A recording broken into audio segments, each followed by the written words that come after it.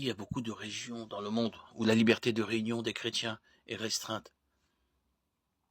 Dans certains pays, toute forme de culte chrétien est tout simplement interdite et certains gouvernements répressifs arrêtent et tuent les chrétiens pour le simple fait de confesser ou de pratiquer leur foi.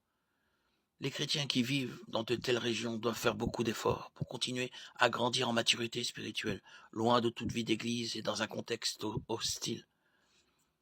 L'étude quotidienne et assidue de la Bible est essentielle pour tout croyant vivant dans un pays qui autorise la possession de la Bible et de matériel d'étude biblique. Surtout, s'il n'est pas en communion avec d'autres chrétiens, il est essentiel de consacrer du temps quotidiennement à l'étude personnelle de la parole de Dieu et à la prière.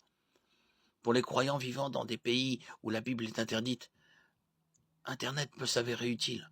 Beaucoup de sites permettent de la lire en ligne gratuitement. Il y a même des groupes de contact en ligne qui permettent à ces croyants de communiquer et de s'encourager mutuellement. Des émissions radio d'enseignement de la parole de Dieu sont également disponibles dans la plupart des pays à travers le monde, même si elles doivent parfois être émises sur ondes courtes depuis très loin. Quand plusieurs croyants d'une région où l'annonce de l'évangile est restreinte se rencontrent, cela peut donner naissance à une église de maison clandestine leur permettant de se réunir pour étudier la parole de Dieu et prier ensemble. Le mouvement d'église de maison en Chine a donné naissance à une communauté chrétienne forte et dynamique qui fait face à la persécution.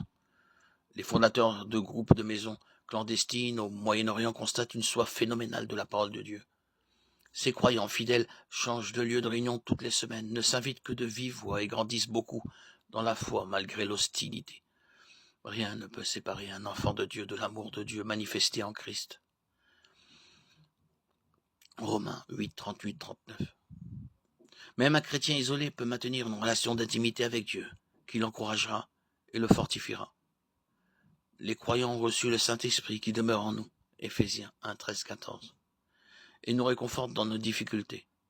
L'histoire de l'Église est pleine de témoignages de croyants qui ont gardé une foi forte malgré la solitude et les pires persécutions imaginables. La puissance du Saint-Esprit ne doit jamais être sous-estimée.